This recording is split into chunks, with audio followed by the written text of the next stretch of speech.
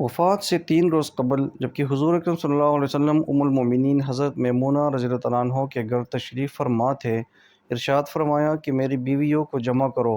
تمام ازواج مطہرات جمع ہو گئی تو حضور اکرم صلی اللہ علیہ وآلہ وسلم نے دریافت فرمایا، کیا تم سب مجھے اجازت دیتی ہو کہ بیماری کے دن میں عائشہ رضی اللہ تعالیٰ عنہ کے ہاں گزار لوں؟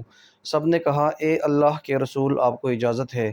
پھر اٹھنا چاہا لیکن اٹھ نہ پائے تو حضرت علی ابن ابی طالب اور حضرت فضل بن عباس رضی اللہ عنہ آگے بڑھے اور نبی علیہ الصلوۃ والسلام کو سہارے سے اٹھا کر سیدھا میمونہ رضی اللہ عنہ کے حجرے سے سیدہ عائشہ رضی اللہ عنہ کے حجرے کی طرف لے جانے لگے۔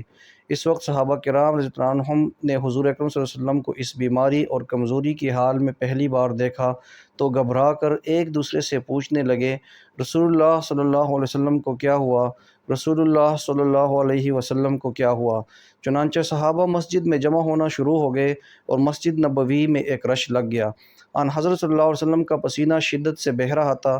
حضرت عائشہ رضی اللہ عنہ فرماتی ہے کہ میں نے اپنی زندگی میں کسی کا اتنا پسینہ بہتے نہیں دیکھا، اور فرماتی ہے میں رسول اللہ صلی اللہ علیہ وسلم کے دست مبارک کو پکڑتی اور اسی کو چہرہ اقدس پر پھیرتی، کیونکہ نبی علیہ الصلوۃ والسلام کا ہاتھ میرے ہاتھ سے کہیں زیادہ محترم اور پاکیزہ تھا۔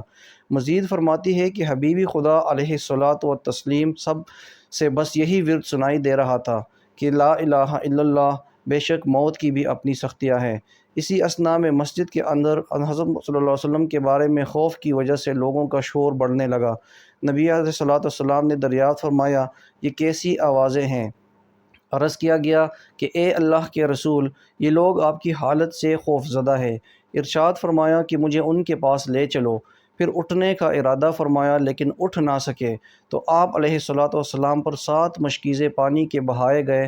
تب کہیں جا کر کچھ افاقہ ہوا تو سہارے سے اٹھا کر ممبر پر لایا گیا۔ یہ رسول اللہ صلی اللہ علیہ وسلم کا آخری خطبہ تھا اور آپ علیہ الصلوۃ والسلام کے آخری کلمات تھے۔ فرمایا، اے لوگو، شاید تمہیں میری موت کا خوف ہے؟ سب نے کہا، جی ہاں اے اللہ کے رسول۔ ارشاد فرمایا، اے لوگو، تم سے میری ملاقات کی جگہ دنیا نہیں، تم سے میری ملاقات کی جگہ حوض کوثر ہے۔ اللہ کی قسم، گویا کہ میں یہیں سے اسے لیکن حوض کوثر کو دیکھ رہا ہوں۔ اے لوگو، مجھے تم پر تنگ دستی کا خوف نہیں، بلکہ مجھے تم پر دنیا کی فراوانی کا خوف ہے کہ تم اس کے معاملے میں ایک دوسرے سے مقابلے میں لگ جاؤ گے، جیسا کہ تم سے پہلے پچھلی امتوں والے لگ گئے، اور یہ دنیا تمہیں بھی ہلاک کر دے گی جیسا کہ انہیں ہلاک کر دیا۔ پھر مزید ارشاد فرمایا، اے لوگو، نماز کے معاملے میں اللہ سے ڈرو، اللہ سے ڈرو، نماز کے معاملے میں اللہ سے ڈرو، یعنی عہد کرو کہ نماز کی پابندی کرو گے، اور یہی بات بار بار دہراتے رہے۔ پھر فرمایا، اے لوگو، عورتوں کے معاملے میں اللہ سے ڈرو، عورتوں کے معاملے میں اللہ سے ڈرو، میں تمہیں عورتوں سے نیک سلوک کی وصیت کرتا ہوں۔ مزید فرمایا، اے لوگو، ایک بندے کو اللہ نے اختیار دیا کہ دنیا کو چن لے یا اسے چن لے جو اس کے اللہ کے پاس ہے، تو اس نے اسے پسند کیا جو اللہ کے پاس ہے۔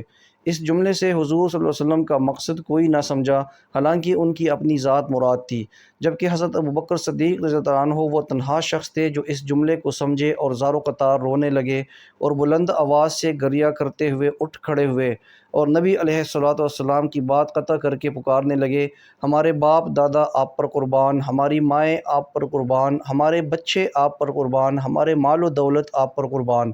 روتے جاتے ہیں اور یہی الفاظ کہتے جاتے ہیں۔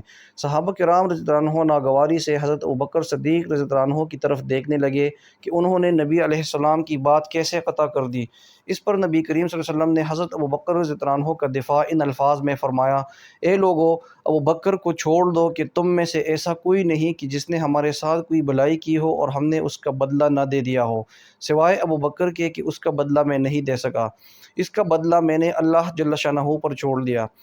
مسجد نبوی میں کھلنے والے تمام دروازے بند کر دیے جائے سوائے ابوبکر کے دروازے کے کہ جو کبھی بند نہ ہوگا۔ آخر میں اپنی وفات سے قبل مسلمانوں کے لیے آخری دعا کے طور پر ارشاد فرمایا، اللہ تمہیں ٹھکانہ دے، تمہاری حفاظت کرے، تمہاری مدد کرے، تمہاری تائید کرے۔ اور آخری بات جو ممبر سے اترنے سے پہلے امت کو مخاطب کر کے ارشاد فرمائی وہ یہ کہ اے لوگو، قیامت تک آنے والے میرے ہر ایک امتی کو میرے سلام پہنچا دینا۔ پھر ان حضرت صلی اللہ علیہ وسلم کو دوبارہ سہارے سے اٹھا کر گھر لے جایا گیا۔ اسی اثناء میں حضرت عبد الرحمن بن ابی بکر رضی اللہ عنہ خدمت اقدس میں حاضر ہوئے اور ان کے ہاتھ میں مسواک تھی۔ نبی اکرم صلی اللہ علیہ وسلم مسواک کو دیکھنے لگے لیکن شدت مرض کی وجہ سے طلب نہ کر پائے۔ چنانچہ سید عائشہ رضی اللہ عنہما حضور اکرم صلی اللہ علیہ وسلم کے دیکھنے سے سمجھ گئی اور انہوں نے حضرت عبد الرحمن رضی اللہ عنہ سے مسواک لے کر نبی کریم صلی اللہ علیہ وسلم کے دہن مبارک میں دے دی، لیکن حضور اکرم صلی اللہ علیہ وسلم اسے استعمال نہ کر پائے تو سیدہ عائشہ رضی اللہ عنہ نے حضور اکرم صلی اللہ علیہ وسلم سے مسواک لے کر اپنے منہ سے نرم کی اور پھر حضور نبی کریم صلی اللہ علیہ وسلم کو لوٹا دی تاکہ دہن مبارک اس سے تر رہے۔ فرماتی ہے آخری چیز جو نبی کریم صلی اللہ علیہ وسلم کے پیٹ میں گئی وہ میرا لعاب تھا، اور یہ اللہ تبارک و تعالیٰ کا مجھ پر فضل ہی تھا کہ اس نے وصال سے قبل میرا اور نبی کریم صلی اللہ علیہ وسلم کا لعاب دہن یکجا کر دیا۔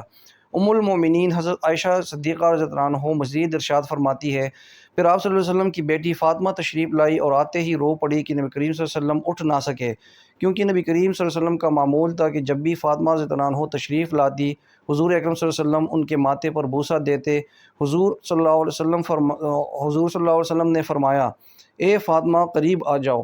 پھر حضور صلی اللہ علیہ وسلم نے ان کے کان میں کوئی بات کہی تو حضرت فاطمہ اور زیادہ رونے لگی۔ انہیں اس طرح روتا دیکھ کر حضور صلی اللہ علیہ وسلم نے پھر فرمایا اے فاطمہ قریب آؤ۔ دوبارہ ان کے کان میں کوئی بات ارشاد فرمائی تو وہ خوش ہونے لگی۔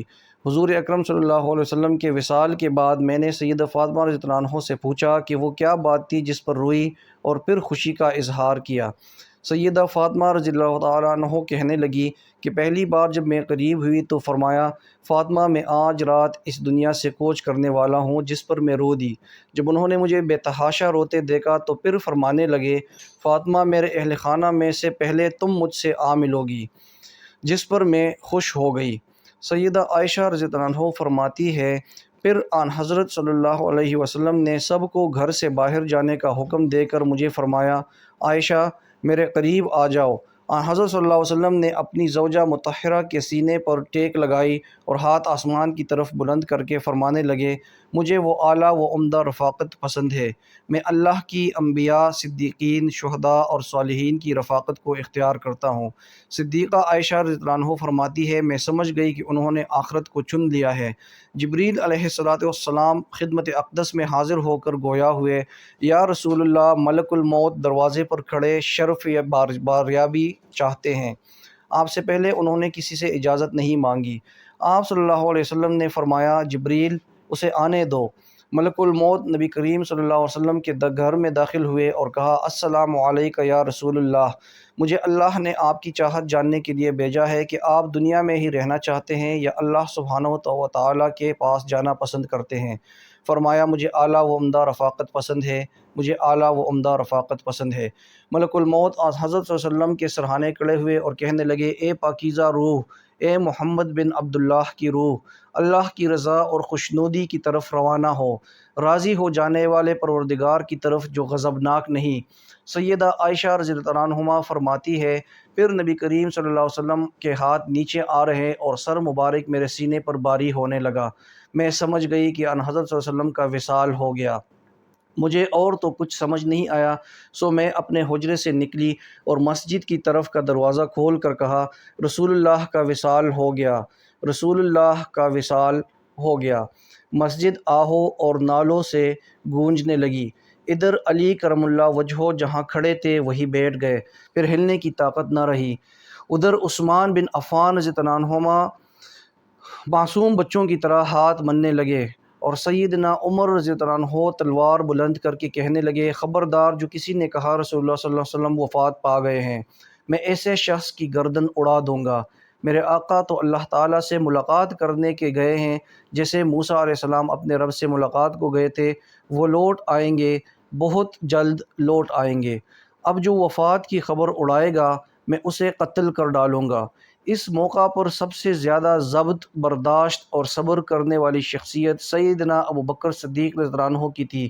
آپ حجرہ نبوی میں داخل ہوئے، رحمت دو عالم صلی اللہ علیہ وسلم کے سینہ مبارک پر سر رکھ کر رو دیے، کہہ رہے تھے واہ خلیل اللہ، واہ صفیہ، واہ حبیبہ، واہ انبیاء، ہائے میرا پیارا دوست، ہائے میرا مخلص ساتھی، ہائے میرے محبوب، ہائے میرا نبی، پھر حضرت صلی اللہ علیہ وسلم کے ماتھے پر بوسہ دیا اور کہا یا رسول اللہ آپ پاکیزہ جے اور پاکیزہ ہی دنیا سے رخصت ہو گئے۔ سیدنا ابوبکر رضی اللہ عنہ باہر آئے اور خطبہ دیا، جو شخص محمد صلی اللہ علیہ وسلم کی عبادت کرتا ہے سن رکھے ان حضرت صلی اللہ علیہ وسلم کا وصال ہو گیا، اور جو اللہ کی عبادت کرتا ہے وہ جان لے کہ اللہ تعالیٰ شانہ کی ذات ہمیشہ زندگی والی ہے جسے موت نہیں۔ سیدنا عمر رضی اللہ عنہ کے ہاتھ سے تلوار گر گئی۔ عمر رضی اللہ عنہ فرماتے ہیں پھر میں کوئی تنہائی کی جگہ تلاش کرنے لگا جہاں اکیلا بیٹھ کر روں، ان حضرت صلی اللہ علیہ وسلم کی تدفین کر دی گئی۔ سیدہ فاطمہ رضی اللہ عنہ فرماتی ہے تم نے کیسے گوارا کر لیا کہ نبی علیہ السلام کے چہرے انور پر مٹی ڈالوں؟ پھر کہنے لگی یا ابتاح ایجاب الرباء دعا، یا ابتاح جنت الفردوس ماوا، یا ابتاح علی جبریل ننعا۔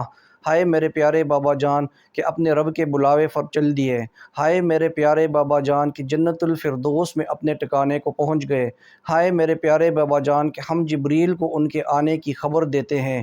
اللہم صلی علی محمد کما تحب